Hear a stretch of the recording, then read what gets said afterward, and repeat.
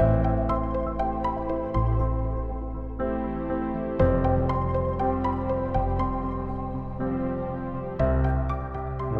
Good evening, everyone.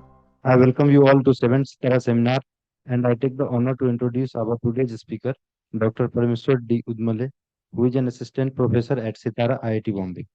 He earned his PhD degree in integrated river basin management from University of Yamanashi, Japan, under the Mixed Scholarship Program. He is a recipient of the JSPS Postdoctoral Fellowship Award at Kyoto University for 2016 to 18. He has taken multiple research roles in institutes like RIHN Japan, Kyoto University Japan, AIT Thailand, before joining as an assistant professor at Sitara IIT Bombay.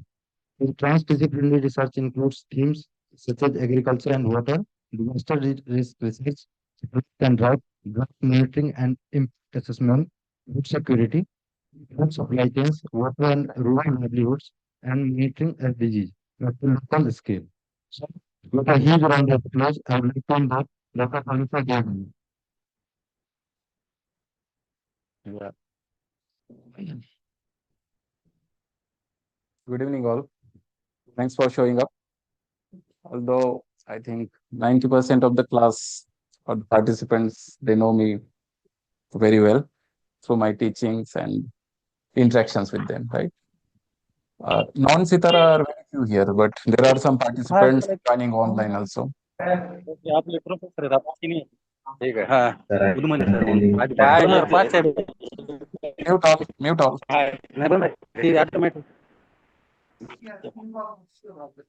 Down, down, mute all.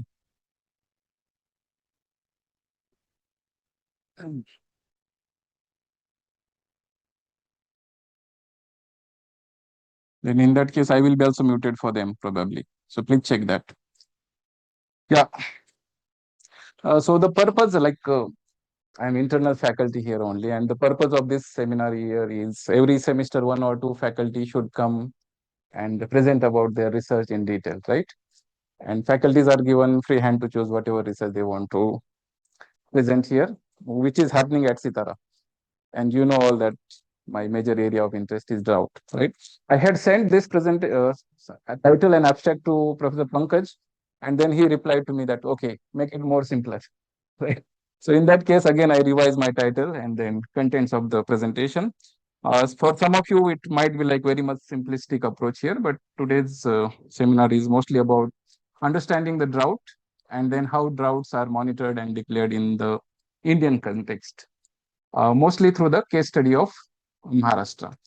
And I'm sure that MTD1 and MTD2, MTD1 has not heard of this lecture yet, but MTD2 and some of the PhD students present here, they have already heard about some part of this lecture, that TD656 or TD603 lectures or teaching. In that, you have heard of this, some of the discussions here. But anyways, let's start at it is being recorded also, so it will be put on website. So let's make it more simplistic one here. So as the purpose of the seminar here is get started with the research happening at the faculty end. Next slide.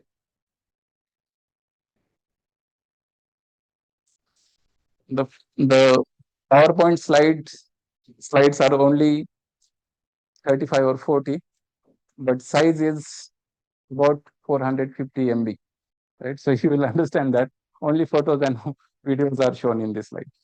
When I'm working at Sitara, my research initially started with only agriculture, drought, and water. And then slowly over the past more than 4 years, I'm expanding my research horizons. And as usual, beginner in faculty position, I started refining my understanding about in which direction my research should move on. In that context, I found two branches of my research here, although they are related here. I can say that agriculture and water-centric livelihood research in rural areas, which is one of the strongest point of Sitara also. And I'm basically an agriculture engineer, then trained in masters in water engineering management, and then PhD in integrated river basin management. So transdisciplinary training has already happened for me. But most of the closest point for me is agriculture, water, and the disaster management context. In most of the research is happening at Maharashtra and Indian context only. In that case, we have these 5 sub-themes identified with my research team here. You know very well my research team. Their names are added here. Of course, this is the majority of their research part, but there are also like cross-cutting research is happening or overlap is there. So firstly, starting with remote sensing and GIS, mostly GIS. In GIS, we are talking about georeferencing of farm plots and connecting it with the farmers' IDs. And then second thing comes as agro advisory services, where Mega has also worked on providing the farm specific, crop specific agro advisory services to the people. And then another research, evolving research interest is that monitoring the agriculture input output for the agriculture decision making platform here. And then third or fourth component here, which I am talking is about. I'm always curious about that. How much fertilizers are going into agriculture at particular plot level? So can we monitor that one? Can we bring this KVK, Krushi Vigyan Kendra or Krushi Seva Kendra under the radar of monitoring purpose? So is it feasible or not? We are exploring the possibilities, and that is what I think is most important here. And then the branch fifth subcomponent here is climate extreme events, early warning systems, mostly uh, heat waves and droughts in agriculture context. So this is one component of my research, which is, I call it as agriculture and water-centric livelihood, which will keep evolving over the years.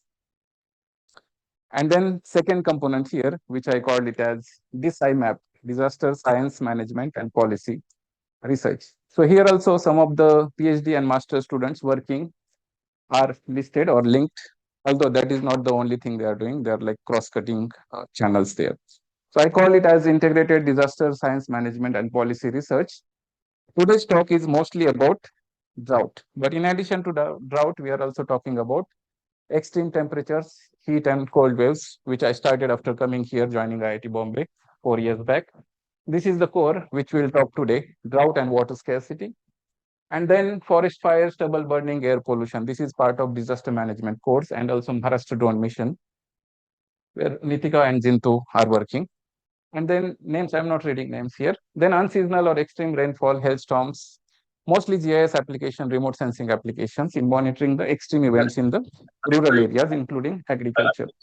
Then soil erosion and landslide, which is we are touching for the first time. And Shashank Kumar Anshul is the first person who is working on landslide, although we have earlier worked on the soil erosion component, which is basic of agriculture's soil water conservation engineering. So these are the two domains where I'm trying to improve my research skills. Of course, not the perfect expertise, but we are slowly moving in this direction.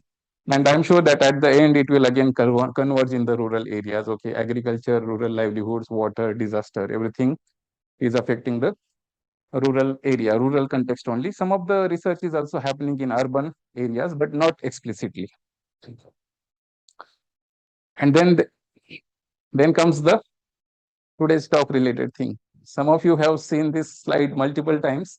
Probably during my faculty presentation also I have used this slide, but design has improved over the time.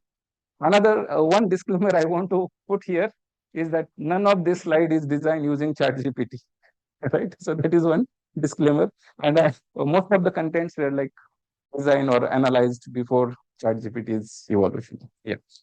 So when we talk about drought, my approach is that top, top to bottom as well as bottom up approach also possible here. But somewhere I have started here, India national level, Maharashtra level, district, sub-district level. In today's final results, I will be showing the drought monitoring and declaration happening at the district level. And then most important part of this one is science, where comes the drought assessment. What methodology, what data you are using for assessing the drought. So whether it is spatial and temporal assessment of the drought at particular location. Today we will be talking mostly about the sub-district level analysis. These results for the sub-district levels of Maharashtra. Yeah. And then comes the, okay, if drought is happening, then what, right? So what are the potential impacts, historical and then present year also? What are the impacts of drought on the agriculture, uh, crops, mostly area, production and yield? We mostly worry or care about the yield in agriculture. And then another concept which is also being researched at our end is impact of these different types of drought in rain-fed and irrigated crops. So it becomes like very interesting question here that if somewhere drought is happening in particular area, the farmer whose crops are irrigated and the farmer whose crops are rain-fed, when we are designing the compensation packages, to whom we should give the compensation, whether the rain-fed farmer because he don't have irrigation facility, or the farmer who is trying to adapt by certain means in irrigated crops. So is he deserving the compensation or not? Or he get punished because of adaptation to the changing nature of the climate. So such kind of tricky questions are always there, and we are exploring that part here. The third component which I had learned from my Japanese experience is that transdisciplinary research, where we don't keep our research limited to academia only. We talk to the state government representative, we talk to the NGOs, we talk to the actual people or stakeholders which are impacted by the drought. So this is called as transdisciplinary research. And then for that purpose, the concept of co-design, co-produce, and co-manage, which I had learned in Japan. So coming back to India, we just understood, or I learned at Sitara, it is like PRA, participatory rural appraisal, right? But coming up with potential solutions also. So assessment is done, then impact assessment is also known. Okay, what is happening? That context is there based on the secondary or primary data also. Then we talk to the people also. The one of the most important consideration of the present drought declaration or monitoring is that we are not, to my knowledge, we are not explicitly talking to the major stakeholders which are affected by the drought. And then once we know this situation, then we go with the policy option. What are the response mechanisms here? So we start, okay, that if drought is happening, we can improve our preparedness, drip irrigation to be adopted or no, right? Drought proofing. Drought proofing is like completely eradication of the drought from particular location. Whether it is reality or not, I don't know the perfect answer for that. Drought proofing, right? And then declaration, monitoring and declaration is also very sensitive and interesting part where I'm trying to improve the transparency of drought monitoring and declaration. Then what are the responses, adaptation at the community level, at the household level? And finally, we talk about the relief measures by the administrative department. So this is complete cycle. This is not one-time exercise, but always there are like about 353 sub-districts according to Survey of India in Maharashtra. And every year, at least some part of the sub-district will be facing the drought situation, right? You will say that, okay, present year is wet year, but still, if you look into data, probably we will get some areas which are affected by drought. And why I'm saying that, it will bring some answers in the subsequent slides. So, so this was the research happening, overview of the research which is happening ongoing at my end. Now, what is drought according to you?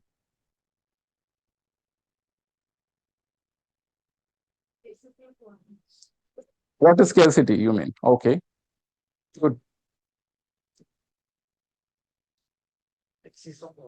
Excess of water. Excess of water. Okay, you are dragging me in the discussion of Ola Dushkar or wet drought, right?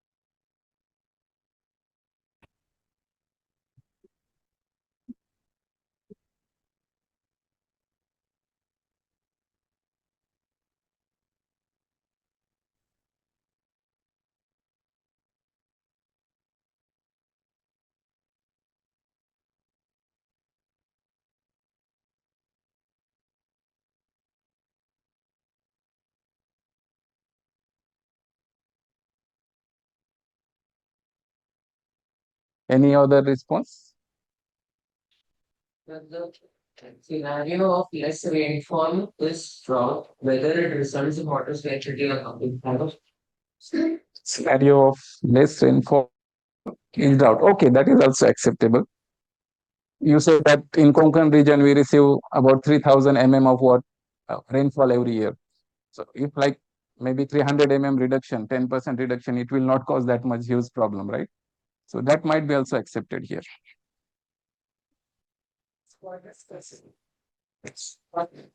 Okay, so probably in my class I have used this sentence exactly.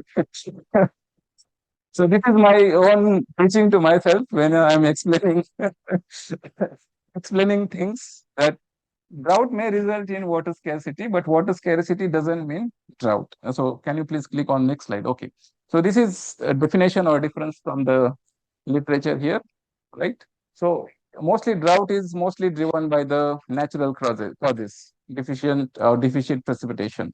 But if certain area, the rainfall is constant over the time, there is no change in the rainfall, and population or agriculture water demand in that area is increasing, so it may result into water scarcity or water stress, right? So drought, most of the time it will result in water scarcity, but water scarcity doesn't mean drought, right? Yeah. So how does drought look like? Probably you have seen multiple times whenever I'm going in field visit, some people, not naughty people in the villages, they say that, okay, hey, this is one elderly person, ask him to look at the sky and take one picture. And then that can be shown in the newspaper and other thing. But it is not the case here. Newspaper can do that one. Can you play this video? So this is my home sub-district. The video is from 2023, and some of you might have never experienced such kind of situation to collect the water from the tanker water supply. This is one example of 2011 to 2013 drought year in Maharashtra. Of course, Bid or Ahmednagar district was one of the severely affected drought area in by the drought. And this is how tanker water supply was provided. And can someone identify in which context the water is provided here? Can you see some pictures in the background?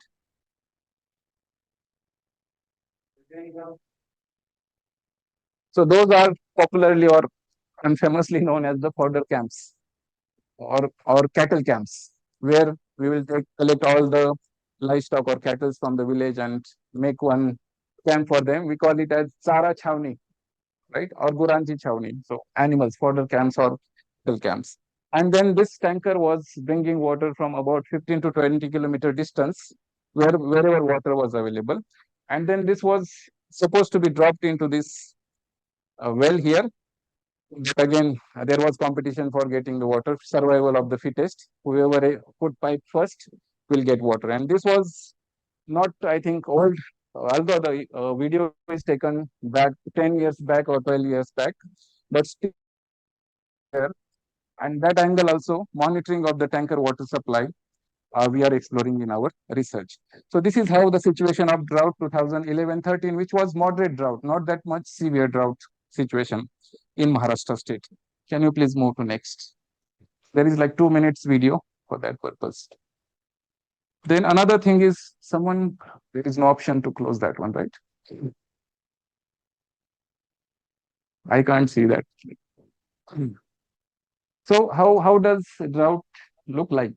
So this is one photograph from the field where wilted sugarcane crop. So drought is happening, less rainfall is there, water is not available for irrigation purpose. Then this is the wilted sugarcane crop.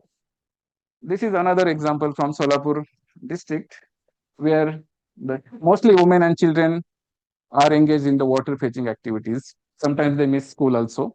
So that is the context shown here in the Solapur district. Same thing, this is from my hometown, my own farmhouse, we can say. And the people are waiting for the water here. And the borewell was also not continuously yielding the water. And then approximately same time, just behind this area, there was one woman who couldn't wait for so long here. So she was trying to get water from the leakage of the water supply tank available in the village. So this is one part of this one. And then can you please this video? This is, please note the date here, 28 September 2025. The wet spell in the same area, same village is that. This is my own village, so I was able to get this video. This is the national state highway, and the bridge was overflown by overflowed by 2 or 3 times. Like in a week, 2 or 3 times this situation happened. Riverbank flooding was reported. So same thing, right? So this was written period was about approximately 45 to 50 years. So we are still trying to get more data about this one. That okay, the area which was frequently drought prone now facing the lot of rain in short amount of time, right? So water resource management is one of the major context we should focus in this area. The new terminology I am putting here, some of you, if you are able to read the Hindi font, Ola Dushkar or wet spell or maybe flood year also you can call it. Then another example of the same area. This is from Aurangabad, which is also part of the Marathwada. This we see in newspaper and then we forget about that one, right? We generally don't question that. Why someone can someone guess here that why this water is being dropped in the well instead of giving directly to the people?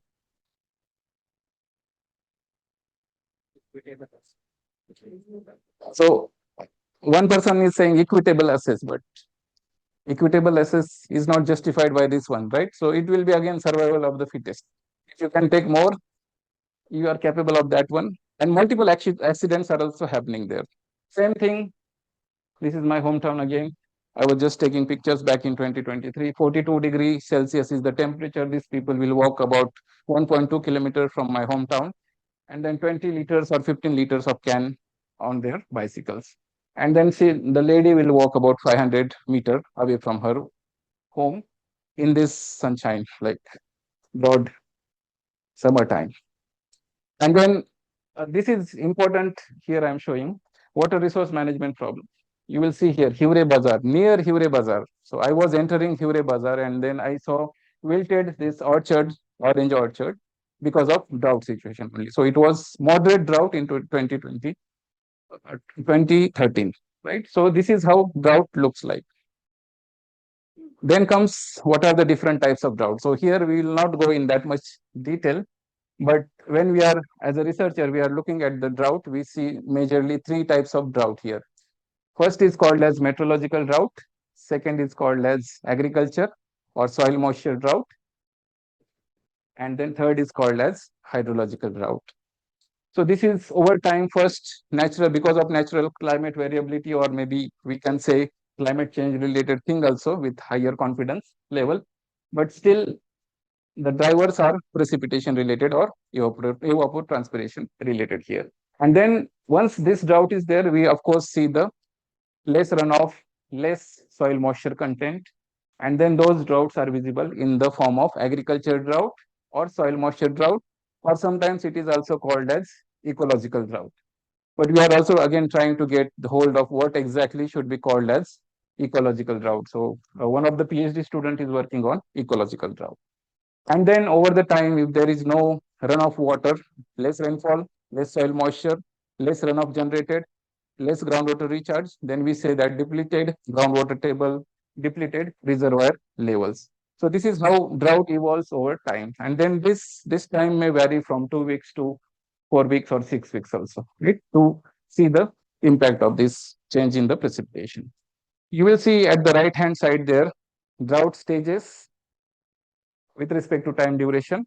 But in addition to that, we are also mentioning the indicators. So these are widely used indicators. Those who are working in drought research, they will understand.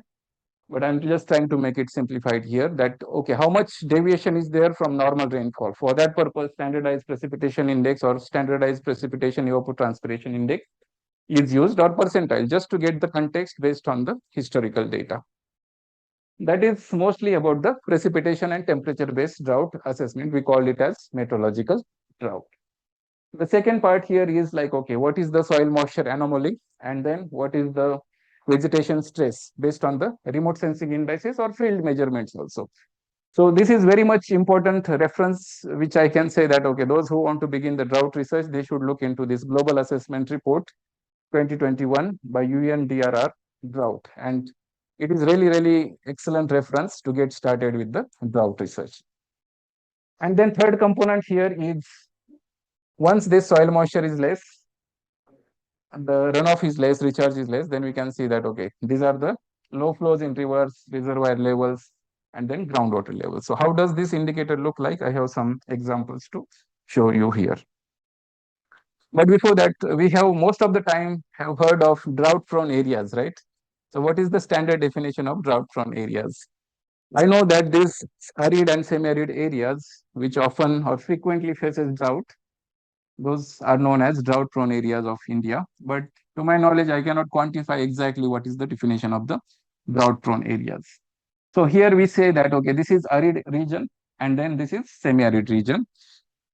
So in this area, frequent droughts happen. So this is only for reference here, but I have another interesting data here from National Disaster Management Authority also, and then National Rainfed Area Authority also, which talks about districts with high frequency of drought, and at the same time it talks about indicator based approach to come up with the districts which are natural resources stressed. So the green part here is the overlapping by both classification. Here we can see that these districts are, it should be like shown in red, but we used green. I'm not sure why we use green there. But yellow and then orange are like single classification, but the green parts are the one which we should be worrying about. So the common district, we can say, the common district means NDMA and National Rainfed Area Authority also classifying them as natural resource stressed districts or frequent drought prone areas.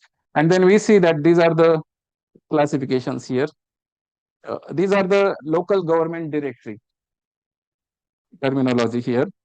And then number of districts from each state are shown in the second column there, and the names are also given. So in terms of Maharashtra, Ahmednagar, Dhule, Latur, Nashik, and Satara, these 5 green highlighted in Maharashtra are both natural resource stressed as well as frequent drought prone areas. But those are the different methodology to estimate the drought prone areas.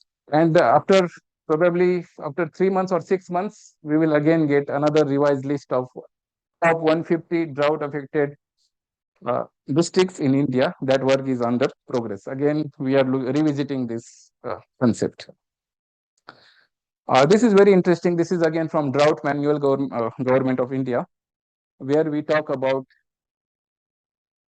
in this 15 years or 16 years, how many droughts, agriculture droughts are classified there.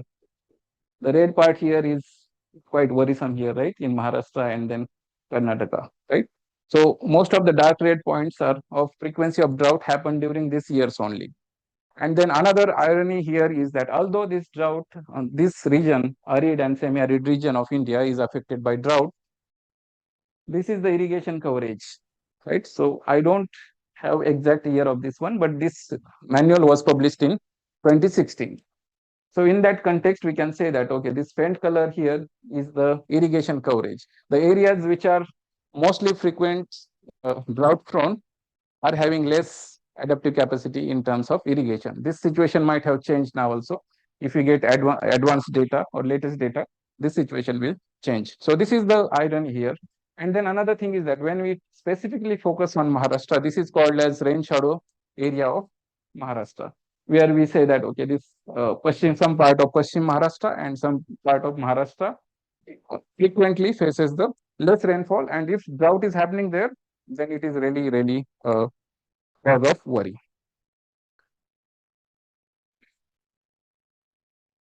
So in drought prone area, this is not fitting well here in this discussion, but again, I wanted to bring this, that those areas of Maharashtra which were having rain shadow, the rainfall was less than, in the map, rainfall was shown less than 700 or 900 mm per year. The agriculture is not that much reliable because of this drought prone or uncertainty in the rainfall. So what happens? Most of the people from that area migrate to big cities, and also laborers in informal sectors here, like brick workers here, you can say. And then again, sugarcane laborers like this one. And then this is also another dimension we are trying to explore here, that due to this livelihood scarcity, water scarcity, livelihood generation at the local level, what are the patterns of the out migration and how we can control that out migration, right? Very ambitious one, right? But that is what we are trying to do. The same thing was also reported in this video here. that the sugarcane economy and then the laborers dependent on the sugarcane seasonal migration. So this is mostly predominant out migration observed in drought-prone areas, rain shadow area of Maharashtra state. I think I should speed up. Yeah. So this is example of how drought exactly looks like, right? So I will be talking about this upper Bhima catchment where I had collected data during my PhD. So same thing is I'm showing it here. From this left hand side figure, you can see that, okay, these are the about 36 sub-districts of upper Bhima catchment located in these districts of Maharashtra. So Ahmednagar, Pune, Beed, Osmanabad, Solapur, Satara and Sangli.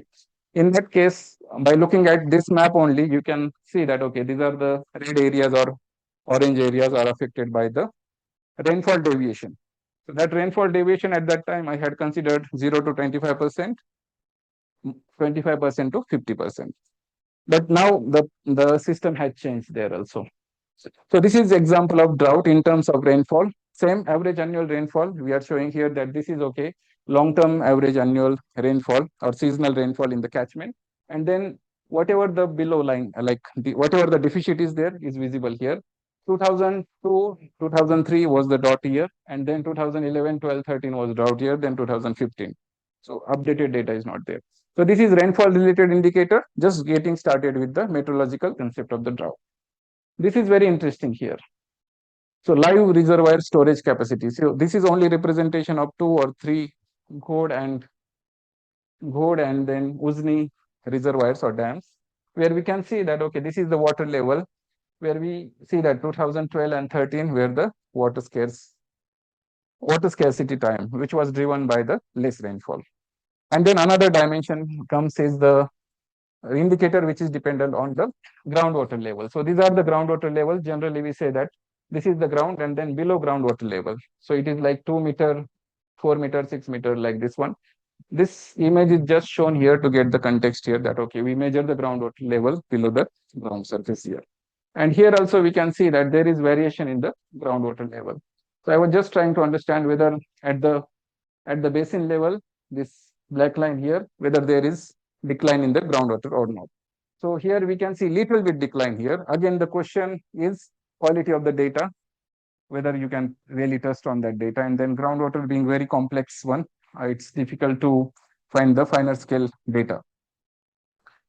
So to get hold of this one, now if I hear the drought indicator name, then I really feel something different feeling is there, because I am really fed up of multiple numbers of drought indicators. So there are more than 30 drought indicators, and again people are coming up with the drought indicators. But it all starts with rainfall deficit, soil moisture deficit, and surface water deficit, right?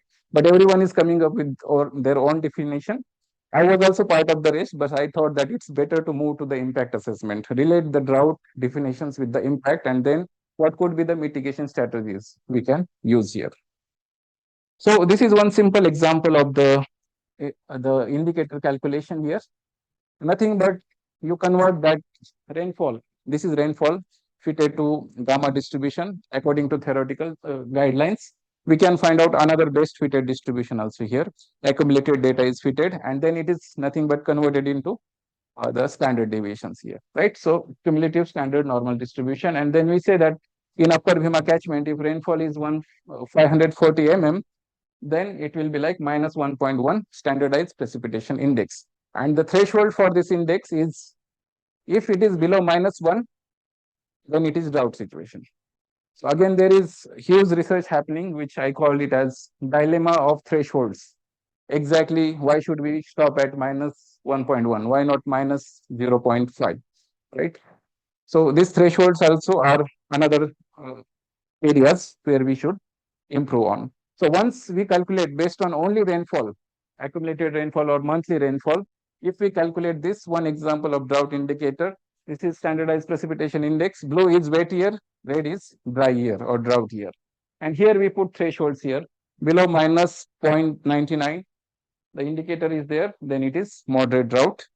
So what makes it different than -0.98, right? So that threshold, on what basis we are deciding that threshold? But in literature, we are commonly agreed that, okay, we should use uniform methodology for monitoring the drought. So that is the context. But huge scope is there to improve the classification or thresholds.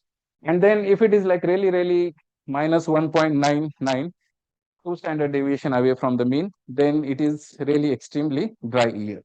So this is the situation we can capture using any drought indicator, standardization process or deviation from the mean or percentiles, right? And then when we see only into 1 month value here for this catchment, red parts are the one which are severely affected. Blue are receiving enough rainfall there. So heterogeneity in space and time is always there. And then we will not discuss all the terminologies of this one, but this is called as run theory applied to drought characterization. With this drought indicator, we can understand that when drought started, when drought ended, and what was the severity or intensity of the drought. For example, if I say that, okay, this is the beginning of drought here, once this crosses -1 as the indicator value, and then once it crosses after that, there will be like 4 or 5 months continuous negative value. And then once it crosses again 0, then that is the end or cessation of the drought. So this is called as run theory. And there are like multiple codes available in Python, MATLAB, or R to quantify the drought index and then characterize characteristics of the drought. And multiple open source data is also available. This is using CHIRPS and IMD data, CHIRPS and CRU data probably. So one of that two data is there that I just wanted to know what is the spatial distribution of the drought 2022. Here, a red part, which is about the indicator value here, standardized precipitation index, or we can make deviation also here, right? So depending on the spatial resolution of the data, this is coarse resolution data, this is finer resolution data. The results may vary significantly. Example of drought monitoring. And then this is very much popular in India, India Drought Monitor, developed by IIT Gandhinagar. Professor Vimal Mishra is the one who has designed this monitoring dashboard to monitor the droughts, different types of drought, whether it is meteorological, whether it is soil moisture or agriculture drought, or whether it is surface water or runoff related drought.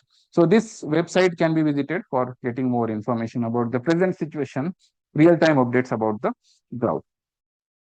Next step is the final case study, which I want to talk here, maybe less than 10 minutes I will take for that, is drought monitoring and declaration at sub-district level. Generally speaking, this monitoring and declaration happens at cluster level. So those who don't understand cluster, in Indian administrative system, we have state, district, below district there is sub-district, below sub-district or block there is cluster. And below cluster, there is cluster of villages. Cluster itself is a circle also we call it, right? So in one cluster or circle, there might be 7 to 12 villages also. And then multiple circles or clusters make one sub-district. So this analysis is only about the sub-district level. But in reality, it is done at the circle wise. So when we talk about now, we have the little bit background about the drought, what is drought, how it impacts, and then what are the ways to monitor using the indicator-based approach. This is the methodology or standard steps designed by Government of India, mostly led by the Ministry of Agriculture and Farmers Welfare, to monitor the drought situation in India, of course, getting inputs or data from the different agencies. So in that case, the first step itself is rainfall deficit, how much is the deviation from the normal, or standardized precipitation index, right? So if it is below -1.0 or if it is below -1.5, right? And then this doesn't stop here. This is not that much simple go ahead methodology. Even researchers also get very much confused about this one. There is introduction of dry spell. Now, what is dry spell? We will discuss in one slide there. What is dry spell? Basically, it is consecutive period where rainfall is less than 2.5 mm per day. 2.5 mm per day for 2 weeks, 3 weeks, or 4 weeks in different soil types, right? So that makes situation really complex. So researchers are also trying to get hold of this classification and on what basis this step 1 to monitor the drought or meteorological drought is decided. If I'm here, I will just simply go ahead with either dry spell or either rainfall deficit here, right? But again, that needs research. So this is step one. If this step one says yes, there is drought, dry spell is also there, deviation, rain deviation or SPI value is also negative there. In that case, we go ahead with the step one. Okay, meteorological drought observed in the area. Next step becomes more complex here. And it has four components here in step two, which we generally call it as impact indicators. Impact indicators means here we are showing in agriculture how much is the crop sown area during the Kharif or Rabi. Both types of drought are there. So in agriculture, crop sown area, what is the status by the end of probably July or mid June, right? Sorry, mid July. So crop sown area, and at the end of September, how much percentage of area was sown actually, cultivable land was shown. That indicator is there. Then comes the vegetation condition index or normalized difference index here, vegetation index. Again, it has thresholds to understand the water stress. And then soil moisture status, and then hydrological indicator, whether it is groundwater, whether it is surface water. And states are free to choose any three indicators before the season, not during the season. So we cannot change this selection of indicators. We have to inform these indicators to central government that we are using these indicators to monitor the drought. We cannot have liberty to choose any three of these four at the end of the season. So we should inform this earlier, and then we also should finalize the indicators here. So just to remove the subjectivity in the drought monitoring. And if out of these three indicators, if two are moderate or if three are moderate, then different classifications are there, right? So now by this time you have given up on this understanding this context here that okay, here one condition was added and then again here another condition was added. And now finally, if we say that okay, this condition is met, this condition is met in certain areas or particular area, moderate and severe drought is reported, then there is more. And that more is most difficult part, which Sitara MTD2 has already demonstrated in field, crop cutting experiment, right? So whatever the indicators based on the secondary data we are getting here, we have to rely on the probably on Department of Agriculture and different committee members are there for ground truthing the visible impact of the drought. So that is called as crop cutting experiment is very popular tool where 10% of the affected villages are surveyed and then different crops are surveyed and then 33% of the production yield loss is there, then it is moderate drought. If it is more than 50% yield loss, then it is severe drought. And guess what? This yield reduction is compared to previous 10 years average, but I have tried to get that data 10 years average, but I was unable to get that data, right? So probably this is the maximum potential yield possible through that particular crop in area, and then 33% in that one. So huge amount of improvement is needed here in ground truthing of the drought condition. So this is really, really complex process. It's not like within one seminar you will be able to understand every aspect of this one. But I'm just trying to make it more simplified. And now hold on, that third step is not the only one. In addition to that, we have seen like different visits of the government officials in the drought affected area to understand the situation.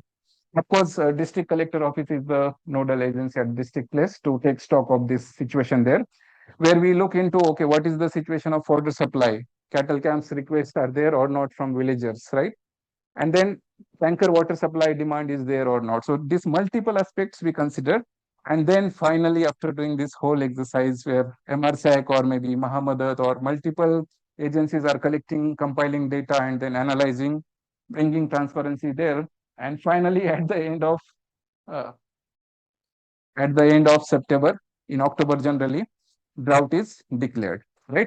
And once drought is declared, then relief measures are activated. So how much amount of compensation will be given to particular area? So these are the steps in the drought declaration. Now let's try to apply only step two, which is meteorological drought indicator and impact indicator. And then let's see what happens.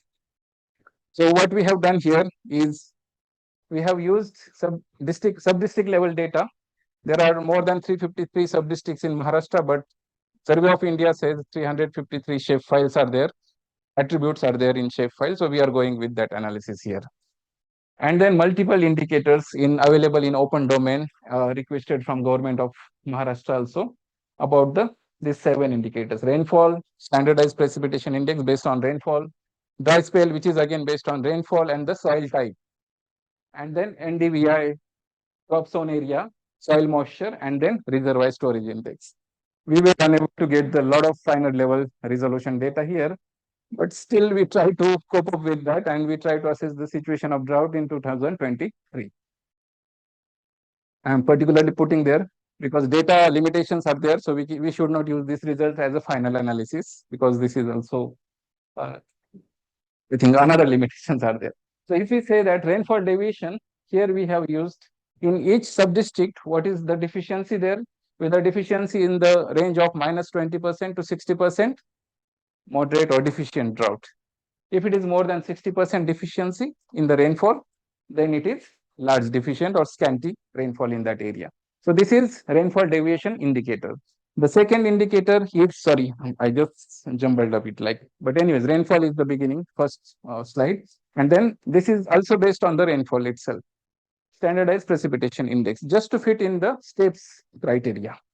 So we say that, okay, red is bad here, then this yellow color is the moderate one, and then green is the normal one. And then third part comes, which is very much interesting here. We are really trying very hard to get hold of this dry spell analysis, exactly on what basis we should be defining the dry spell. So here comes the another nested conditions here, which I really hate, but anyways, we have to understand this one, right? So condition one is here that if there is less than 50% of normal rainfall weekly in each of the weeks, right? And then again, consecutive days of rainfall where 2.5 mm rainfall, less than 2.5 mm rainfall is reported for this many weeks, 2 weeks, 3 weeks, 4 weeks. And again, in that case, sandy soil is there, light soil is there, and then elsewhere, right? So in this context, the estimation of dry spell itself is a huge domain where we really need to get a lot of ground truth or trusted database to validate the methodology for this one. But at this moment, what World Meteorological Organization is also going ahead with consecutive days of rainfall receiving like less than 1 mm of rainfall. In our case, it is better. But I think as a like researcher in this domain, I think that there is considerable scope to improve this dry spell analysis methodology. And then based on dry spell here, now we can see multiple areas which are compared to rainfall deviation, multiple areas here. We can see that red part here, right? So combination of rainfall deviation, standardized precipitation index, and dry spell. So I should use or rainfall deviation or standardized precipitation index and dry spell. So step one, if trigger is activated, now I have to look into more details of these areas, right? So these are the candidates here where we have to compare with rainfall deviation and dry spell and move ahead with the step two. The step impact indicator step two is crop zone area. So this was also hard exercise for us, getting printed reports from government of Maharashtra and then digitizing it for different areas. So finally, we were able to do that. And in this context, if severe drought is there happening in that area, so we can say that crop zone area is less than 75% of long-term average or cultivable land. And then this is drought-like situation. And if it is more than 85% of the zone area, then it is normal condition. So this is one impact indicator. This is secondary database indicator, which is like percentage of available soil moisture. The reference here is that, okay, this is dark orange. None of the area is dark orange except this.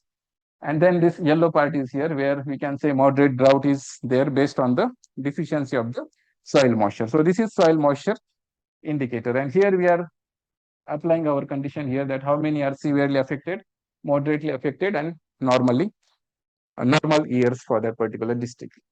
So soil moisture related index is there. Then comes one indicator we missed, probably title is wrong here. This is the correct title here. Third impact indicator, which is vegetation condition index.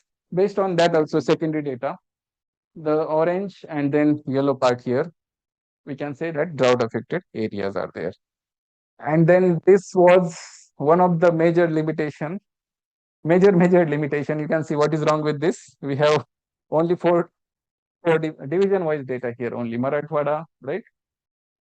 Marathwada is shown in the severely deficient one, and then Vidarbha part here. These are the divisions, Akola, 6 divisions of Maharashtra. So what is limitation here that we don't have, at least to our research team, we were unable to get the reservoir storage data at the micro level. In that case also, a lot of complications are there that if in case reservoir is here, and if it is like normal area there, but the beneficiary will be from the Sambhajinagar or Aurangabad, right? So that considerations are not given at the time of deciding the indicators for drought declaration. And then finally comes the third step here, which is crop cutting experiment. It is nothing but going in field when at the time of maturation time of the crop, selecting certain area, whether it is 10 meter by 10 meter area or 30 meter by 30 meter area. You cut the crop, you weigh it, and then find out the yield per unit area, and then extrapolate it for the hectare or acre, whatever unit is there, right? So this is called as crop cutting experiment, very well established process. But unfortunately, in my lifetime so far, I have never experienced or seen any crop cutting experience. And I'm trying to find out some person who can help me to just involve myself in this crop cutting experiment. So to get rid of that experience, what we did, can you please play this video? This is from 28. Some of you are there in the video, right? So this was the experience we wanted to get at the exactly end of the season when crop was matured. It was soybean crop, right? It was soybean crop. And then the person we visited and understood that, okay, we helped him to clean all the area, harvest all the area, and the person was very happy. Although final output we have never discussed, and still it is unknown, right? How much was the yield of that area? So this is how crop cutting experiment is done. It is really tedious process, expensive process, time consuming process. So considering this all 9 or 10 indicators, which we generally use for crop cutting, it takes a lot of time. And by that time, even, so major damage to the agriculture is already done. So multiple researchers are trying to minimize the time needed for monitoring drought and declaring the drought, whether instead of 4 months or 5 months process, can we make it like only 2 months process? Can we make it as a 6 weeks process? So this is the final step in the drought declaration. And then these are the results. I'm just showing one part of the results, not showing other multiple scenarios. By using that multiple scenario, I can easily be subjective in this context. I can be choosy in terms of indicators. I can be choosy in terms of thresholds. Of course, thresholds are standardized. We don't have that much control, but as researcher, I can easily play with the thresholds there, right? Explicitly, transparently. And considering these different scenarios, we can say that, okay, drought is there or not. But multiple time, whenever I'm interacting with the major stakeholders, they tell me that, okay, why we are going into such complex process of drought monitoring and declaration, why don't we come up with only major impact indicators? And based on that, we declare the drought. But still, we are trying to find out the perfect solution for this problem. And I'm not sure whether next 5 years or 10 years, we will be getting some final level data and coming up with the transparent or really confident in declaration process, right? So at this moment, this is the final slide where I think I have discussed majority of the component here. That drought declaration is really complex one. Definitely, there are a lot of limitations on the data, course resolution, temporal resolution, final resolution. These conditions are there. But in addition to that, time to declare the drought, how we can minimize that option is also there. So multiple IoT applications are happening in the agriculture sector now, which are being used for understanding the drought situation in different parts here, right? So probably government of Maharashtra or Pokhara is also working in the same direction. The idea there is developing the crop advisory services at the farm plot level, crop specific. So if we have this agro advisory services at farm plot, crop specific, by default, we will be able to monitor the drought situation. So I think there should be some solution in near future, but still those who are interested in doing research in this area, I think there is good scope for exploring the drought research. With this, I would like to thank some startup research grant, and I also would like to mention that there was one JRF, Junior Research Fellow, working on this project, Mr. Prasad Rankhambe, who was taking care of the analysis. And there, still we are trying to improve the major aspect of this research, which has a lot of limitations. But I hope by this time you might have understood how much complex it is to declare the drought, and then we are trying to relate it with the farmers, right? So with this, I stop here. Thanks.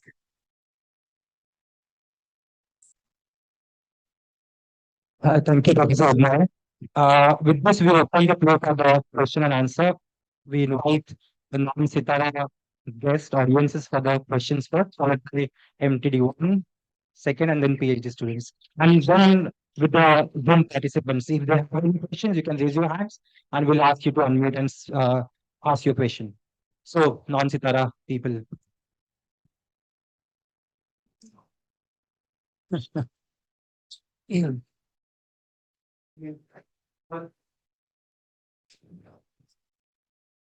Okay, MTD1.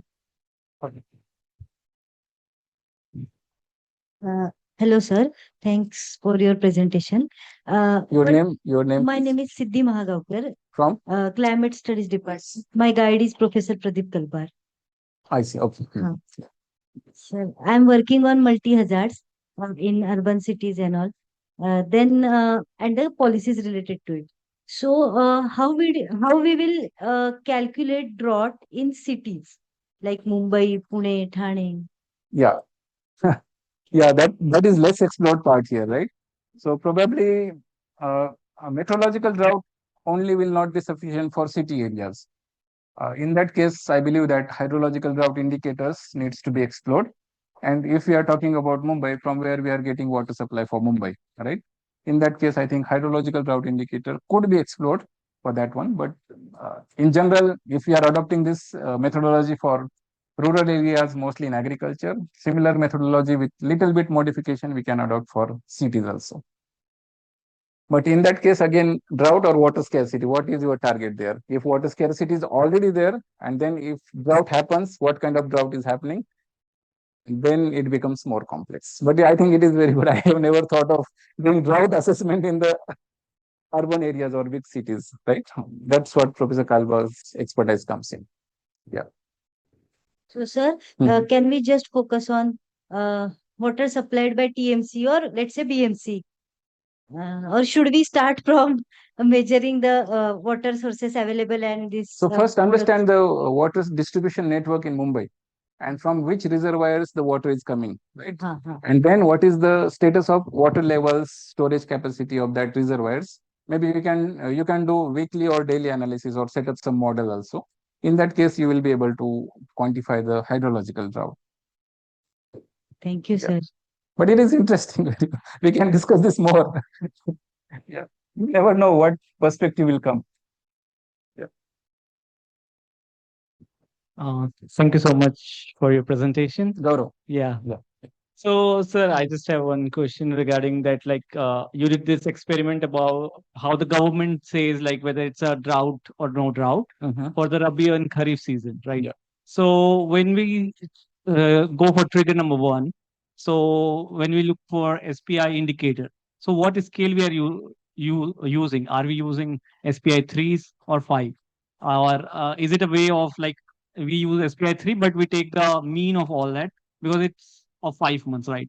Or is it SPI 5 at September and SPI 5 at March? So what's the approach? Yeah, so mostly what we consider in Government of India's methodology, it is SPI 3 or SPI 4. So for those who have no clue what is SPI 3 and what is SPI 4, for them it is just accumulation of the rainfall. For example, if you are talking about SPI 4, standardized precipitation index 4, that means historically for 30 years or more seasons, June, July, August, September, months rainfall is considered, and then these 30 values are fitted to particular 30 plus 4, 30 multiplied by 4. These 120 values are fitted to particular distribution. In theoretical terms, it is gamma distribution converted to standard normal distribution, right? And then how it is estimated. So there itself, every aspect of this 3-month scale or 24-month scale, only he will understand that one. And then how you relate it with the impact indicator. I think, and then again, another level of dimension is threshold. Why it is -1, why it is -1.5, right? Or why it is below -2.0. So these all combinations we have to relate with the crop yield. But again, that is missing data there. We don't have complete or reliable or maybe up-to-date data on crop yield, area production. So still we are struggling to set up the uh, scale issue, threshold issue, and then impact issue. But huge scope is there. Okay. And another one is like I do like India level study on drought, right? So one thing which we find was like northeast region and like not arid region, right? Like it is shifting now to humid region, the drought. Hmm. And one thing which we know is like drought is relative. That's the first point which we fail to understand. Like it is just normalized standardized index. So the magnitude has no role. So then when we got some uh, results which will not be convincing to the audience, like how northeast you are showing drought. So is there any way I to think interesting. I think you are doing really interesting analysis here. I think probably you should focus here in this context is new terminology which is evolving is called as most of you have heard of flash floods, right? yeah, the flash There is drought is also concept there. of flash droughts also.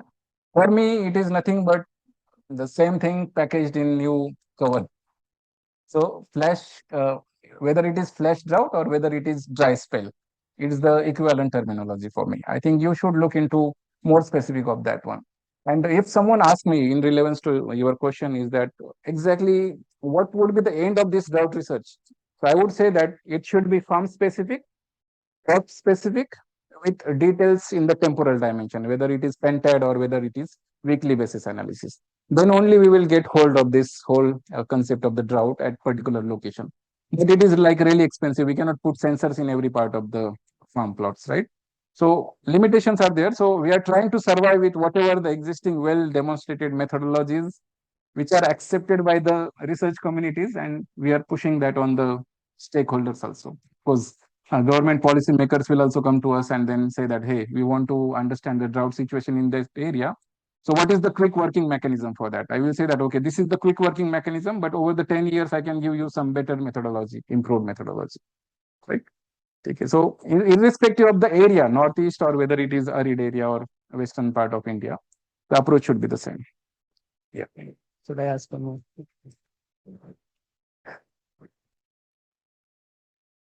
Oh, yes.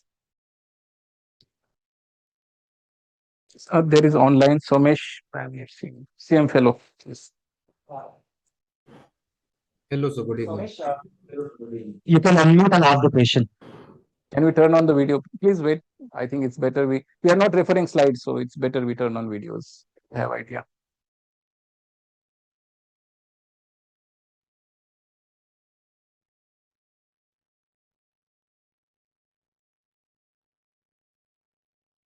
Hi Somesh, good to see you. Hi, sir. Good to see you as well. Good evening. Am I audible?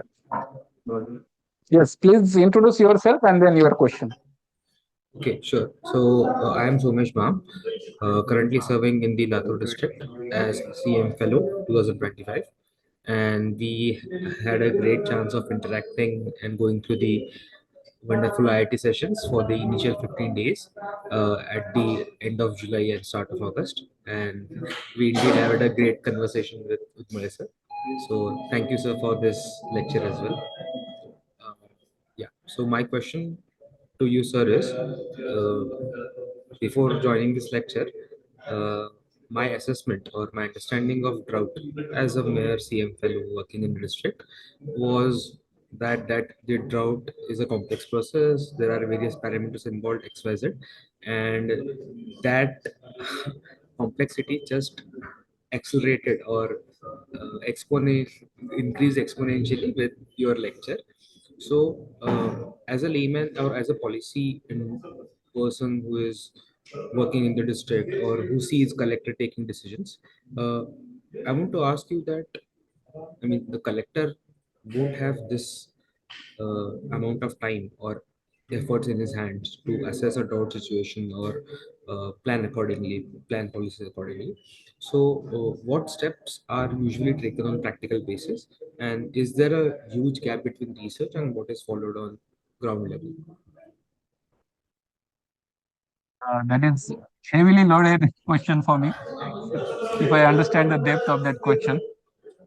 Yeah, so I think one of the criteria, the whole mechanism of monitoring drought, of course, secondary indicators are there, but collector office plays very important role in this, getting the data from the different departments. In Maharashtra, we have at district level, we have department called as scarcity department. It is like Panchai Vibhag, Panchai scarcity department, which is responsible for collecting all this information from the sub districts and then clusters or villages.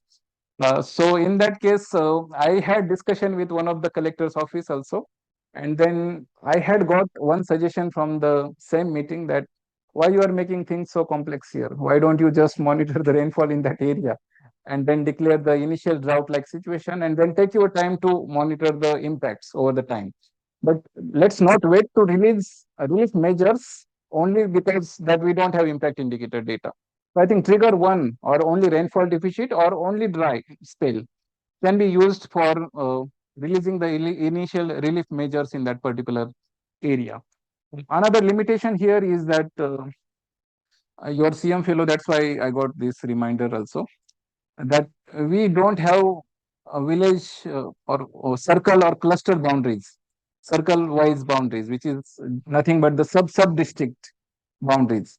So in generally, theoretically speaking, when we are declaring or monitoring drought, this cluster level data is collected and then analysis is done at the cluster level and then sub district level extrapolation happens. So in that case also, I think collector office has better position to gather the data and then make initially calculated decisions. There is another for your information. Mahamadat is the dashboard prepared by MRSAC for monitoring the droughts in Maharashtra state. Mahamadat, MADT, Maharashtra Drought Assessment Tool, something a similar toolbox is there. And then they are also trying to find out this, bring transparency in the drought monitoring and declaration process. I think this is like really, there is no straightforward answer for this one, but I would definitely love to talk to you about this one and can give you some small assignment for CM fellowship. Sure, sure. Thank you. Thank you.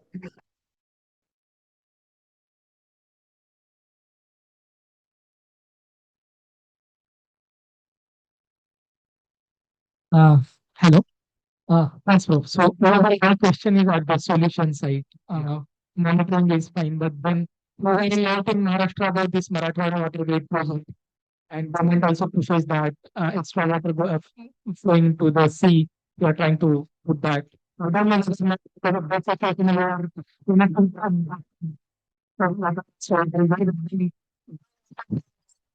and expert of this area. What is your assessment for that particular project? So yeah, for those who don't know, I am from Bid, which is part of Marathwada. Always drought ridden situation you can see there. When we see water in the river, we feel very happy. So all over, whenever I was abroad, everyone I was telling that wow, there is water. So I really felt good about that one. So this time we are scared of water. My villagers are also. So I think we really need to relook or revisit the hydrological modeling and then climate modeling, and then revisit our disaster management plans or maybe water resource management plan. You will be like surprised to know that there is huge amount of data available for dam inflow, outflow, river discharge, but that data is not digitized. And if we don't have data, we cannot do initial analysis. Basically, return period analysis. What is the return period? Now, in this Khadkat village of Asti, this sub-district of Maharashtra, I can say that, okay, I can hear from my friends or maybe elderly population there that this situation was coming or revisiting us after 45 to 50 years. So that is the return period, but we don't have enough data to make this uh, validation that whether it was 40 years. And that was really surprising. I don't remember who told me, but someone really mentioned that 300 years ago in our history, the same river had like suffered big flood event. I will try to get that information also, but that was recorded in history 300 years back. So that flooding situation was recorded in the uh, documentation. So my concern here is that we should revisit our water resource plan, considering the recent evidences which we have got from the experiences here. I was back in 2009-10. Climate change was just the beginning of the discussion about visible impact of the climate change. At that time, we were able to say that in future climate change will happen, and then alteration in hydrological cycle, extreme events will happen. And then my understanding was that yes, it will happen. But in recent 3 4 years, I say it is happening now, right? So that is very strong evidence about the extreme events, and we have to justify that through the historical data analysis or our models. Yeah. But that grid, Maharashtra grid project and other thing, it may benefit us, but still I need to look into more details of that one. I can't comment on that now. Yes. Good evening, one and all. Sir, my name is Praveen, second year PhD student. In 2018, P. Sainath, noted journalist, made a satirical statement that everybody loves the good drought. So just please comment on it. And from last 10 to 15 years, this is the second part of the question. From last 10 to 15 years, we find NAM Foundation, Water Cup, initiated by Amir Khan, NAM Foundation by Makrand, Nam Foundation, yeah. by Okay. Makrand Anaspur and Nana Yes, Patekar, yes. has made some initiatives. Mm. And even though at the same time, Jal Yukt Shuar was also made by government of Maharashtra. So whether there is some policy being set up for this or not yet? Thank you. Yeah, so second question, I'm not aware of that. And I should study more before commenting in this sector. The first suggestion to me was given by multiple people. Everyone loves good drought, a good drought, book by P. Sainath. But I don't have courage to read that book. I don't know, but I'm avoiding myself to read that book because I don't know why, but I have not read that book. But definitely, I will try to read that book and understand the perspective here. Yeah. So that literature review, I'm intentionally avoiding, but some point of time I will take a look at that one. Yes. Okay. And I ask a question before you. Yes. So hello, I'm Gaurav, fourth year PhD student. So you were talking about the easy indicators, some of the like easiest way to declare the results. So can political will or societal pressure be the kind of shortcut to declare the drought? Because I heard CM, Maharashtra CM speaking in one of the statements about the Ola Dushkar to dilute the norms, uh, especially during the political visits. So, like, what's your experience on field? Can this happen? Similar experience with this kind of droughts? Dry droughts. Yeah. Yeah. Yeah, it's already well demonstrated process. Let me tell you about that. Why there is always like what we say intention to declare drought in my home sub district, in my own district, right? So of course political thing is there, but MRSAT kind of database which are really transparent and near real time, or maybe each month it is updated. So in that case, political impact might be less there. So I'm not sure now of like what kind of data monitoring devices are there in field or not, but generally we say that there is tussle between central government and state government. State government prepares drought memorandum, right? Like we are having severe drought, and then please give us maybe this many crores of relief fund, and then from center some committee or some group will come visit the area affected, and based on that the calculated efforts will be done to release the fund. So I think for that purpose only we need transparency, and the present process is really complex one. I don't understand the mechanism behind that one, so I refrain myself to comment any further than this. Yes. So, sir, The context here is understanding drought and declaration process, not adaptation and relief. Next semester, another seminar can be arranged for that. Okay, please go ahead. so sir, this 300-year-old data you are saying, that's become very interesting because, sir, in like I am from West Bengal, so we have some folk tradition which have like Honas Bachchan, who has some lot of meteorological. So every place has like this kind of. Do you think now science should see this kind of things also because drought is as this return period and these are coming? Yeah, I think this basic analysis of return period is important for us, right? And that is unfortunately, to my knowledge, is not visible to me. Probably it is there, but I'm not aware of that one. But we should look into long-term historical data. to get hold of like at least return period analysis. We can easily do that for rainfall, right? But because of climate change, now dynamics also changing, extreme events, special temporal pattern is also changing. But I think digitization and collection of the historical reliable data is very much important. If we cannot go with the lot of like larger special resolution data historically, at least we should go take help from the models which can be set up for historical purpose also, right? Yeah, recently because of this situation, I think unless some things are not affecting you, you don't really bother about that one. This time, the wet drought has affected my hometown, my people, and then I'm trying to look into that how this similar methodological approach can be used for Ola Dushkar or wet drought. So in that context, we need to explore what should be the criteria, or maybe start with the basic literature review. What is exactly difference between wet spell, unseasonal rainfall, or heavy extreme rainfall during Kharif or Rabi season, Kharif season mainly, and then get started with the concept of the Ola or wet drought. So there is a question from the Zoom. His name is Mr. Khader, and he's working. He's an MS research working on drought management. His question is how to show the drought severity through spatial variation and temporal variation. Any software, particularly for drought? Oh yes, yeah. So many softwares are there. Although I said in the beginning that for this presentation or analysis or coding, I have not used ChatGPT or anything else. Uh, you can start using ChatGPT to learn coding in terms of whether Python, whether MATLAB, whether R programming, or whether you can do that in Excel also. So there is like multiple avenues, multiple programs available.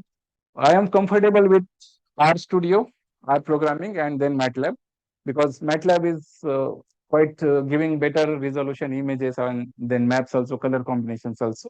But there are multiple open source softwares also you can explore for analysis of the drought. Another thing is that very interesting now we have indicators here, but one step ahead if we go adopting the run theory, what is the historical pattern of the drought, maybe decadal analysis or maybe 5 year a window analysis, and then you can find the change in the spatial temporal patterns of the drought. So it becomes more interesting, but get started with the assessment of the meteorological drought, understand how to handle the large amount of data. You can get started with the IMD's 0.25 grid resolution data to apply this rainfall deviation, dry spell analysis, and also standardized precipitation index, meteorological drought. And then once you do that, obtaining other indicator is not a big deal. Another software is Google Earth Engine. If you have limitation on your computer RAM, then you can take help of Google Earth Engine where cloud storage is provided. Yeah. So there are multiple avenues for this one. You can get in touch with me about this. Hello. Professor. Yeah. For, Okay. Hi, Can Prasad. hi, Professor. Hi. So, a lot of discussion about return period and the historical 300 years data. Uh, I just have a information about that. I also heard this as uh, uh, when Mughal Emperor Aurangzeb came to Maharashtra. At that time, his infantry was washed off with the Sina River basin floods that we are currently watching. So, to get this information, Government of Maharashtra's Department of Archives, they have the archives named Bakhar. So we can find this data Bakhar. in those Bakhars. Yeah, Yeah. uh, we just have to get some information Okay. from them. Yeah. Yeah. I'll Yeah. try on that part Yeah. in the next week or in the upcoming weeks. Yeah. Yeah. Yeah. So for those present here, he's the person whose name you saw on the slides, Rankhambe and Udmale. So he's the Rankhambe who, where we are trying to push our understanding of scientific understanding of drought declaration, at what level, at what threshold. So multiple combinations are there. And for the time being, my own laptop, which I don't use like for big data analysis, has limitations. So that kind of possibilities are there to go ahead with the drought analysis. So thanks, Prasad. Bakar, that becomes your assignment. Sure. Yeah. Hello. Yeah. Yeah. Myself, Johan. I'm from second year, PhD. So my question is first regarding the definition. The definition states that when the rainfall is less than the average, generally it is drought and it results into water scarcity. So, and you said drought will result in water scarcity. Yeah, it's not the other way around. So, in that case, again, to clarify that part, if it is a heavy rainfall region, if they have less than normal rainfall, and if it doesn't result in water scarcity, or suppose if they have a good water conservation plan, in that case, will you define it as drought? Yeah, so this is really tricky. That's why the essence which I was mentioning, crop specific, location specific drought. Suppose assume that my study area, which is Upper Bhima catchment, which receives about 3000 of suppose of rainfall in one season, right? And then if we say that what is the water requirement, seasonal water requirement for crops, depending on their growth period. If we say that sugarcane is there, so sugarcane's 1 year water requirement may vary from 2000 to 2500 So for example, sugarcane will need this much amount of water in 1 year to grow, right? On the other hand, the pearl millet or bajra or sorghum, which will need maybe 400 this much amount of water or below that one. Or sorghum also, little bit above that one, 600 or cotton maize, 800, 900 less than 1 meter of water requirement for one season. So in that case, if there is 50% decrease in rainfall, meteorological drought, still they are getting 1500 So in that case, if we are assuming rain-fed cropping only, forget about irrigation. Of course, that is not possible for sugarcane throughout the year, right? Irrigation is must there. In that case, still 1500 is more for that crops, right? But sugarcane will suffer in that area if we are assuming that everything is like rain-fed, right? So in that context, I'm talking here that why we need location specific and crop specific, and one step further of this is crop growth stage specific. It is not aggregated one, crop growth stage specific also. So these multiple layers are there which are still remain unexplored, or probably I don't know that, I have not read that one, right? But yeah, of course, it depends on the region. So I hope that answers your question here.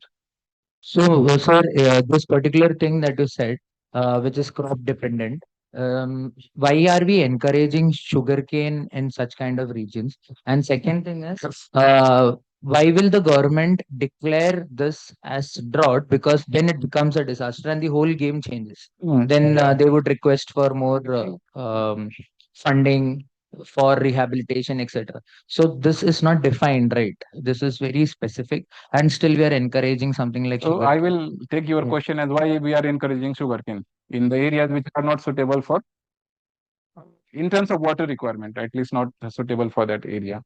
So I think farmers have their own reasons to go for sugarcane. Fixed and remunerative price is there, FRP is there, 3,500 approximately is the price given. So in that case, if I'm considering I have 1 acre of land, right, and then average yield will be like about what we say 40 tons per acre.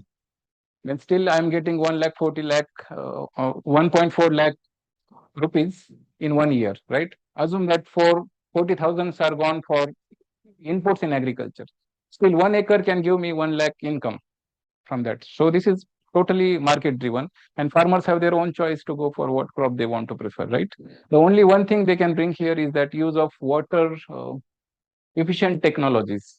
So nowadays drip irrigation is being also adopted in the water saving purpose in sugarcane and many other crops, right? So I think farmers have their own right. I have 10 acres of land. Out of that, 2 acre is sugarcane in drought-prone area, right? I don't have control, or I have no right to tell my parents that you should not grow sugarcane. It's their choice, right? So same thing. No one is encouraging. Market is the major player here. You give better prices for wooded or maybe soybean crop, wooded or soybean crop, right? People will start growing that. It is all market driven. Yes. Okay, we have one last question from Okay, one of the online. last one. Yes, sir. Sir, we would like to short and quick in interest of time. You can unmute yourself and ask the question. Hello, myself Aditya Shrihari. I'm a CM fellow posted at Zilla Parishad Chandrapur. I really like to thank Udmale sir during my training at IIT Bombay. So I had one question. We are working here with a water budget for. So my question was, so can water budget help prevent the impacts of severe drought? Hmm. Yeah, water budgeting is one exercise. It has no value if it is not adopted or implemented by the community in that area. You will do water budgeting, you know how much is water available, how much is the deficit. But if it is not in action, not communities are not adopting that water budget for decision making, what crops they go for, they should go for, right? In that case, it becomes only one tool where we will get generated data and we will understand the situation. But if there is no implementation of the decisions or that tool is not used, Yes, sir. then I don't see any results in the field, right? So academically doing water budget while sitting here in this classroom also, you give me the location and then I can start doing rough exercise of water budget, right? Right. So But the unless example. communities are adopting that water budgeting guidelines, we cannot help mitigating the impact. Right. Yes. So the example one you mentioned was of Heware Bazaar. Can that Human hazard. model be applied to others, like all the district? Because in our district, we are working on taking a water budget from all the 15 blocks of Chandrapur. So that was one. I think instead of water budgeting, it's good to go for water budgeting exercise, but hydrological modeling, if you can get help from some academic institute in that area, and then it will give you more insights about the historical water availability in that area. And according to them, according to that finding, you can suggest some scenario-based crop plans in that area and let people decide what cropping they should go for, right? Okay. So it is like cost-benefit analysis of how much amount of water is available, and then what crops will be like surviving in this water scarcity situation, and then what is the profit from this, right? Yeah. So that cost-benefit analysis can be done. So we can Right. discuss this more. Okay. Yeah. Thank you so much, sir. Yeah. Okay. Yeah. Okay, yeah. Thank you very much, Professor Udmale, for the interesting presentation. I have correction one. Now, large audience. It is Udmale. Udmale. Yes. ठीक है. Sorry for that. ठीक है. So, as a regular ritual, we want to take Subha and keep inviting the youngest listener of the hall in the hall. Poonam. Poonam is Professor Udmale. Was it right? Okay. So, yes, Poonam.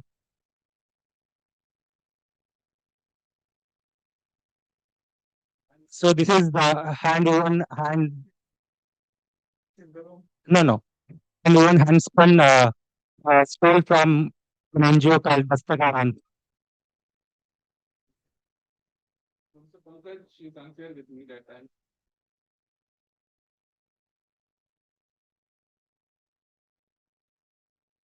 Yeah, we have got it recorded and don't we?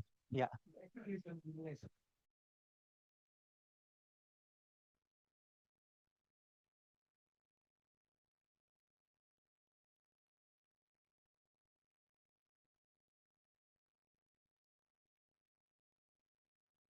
Okay. Thank you very much. Our next Sitara seminar will be given by uh, E. Girdhari. She's from Nature Conservation Foundation and she'll be talking on observing trees, climate, trees, seasonal varieties, and climate change together.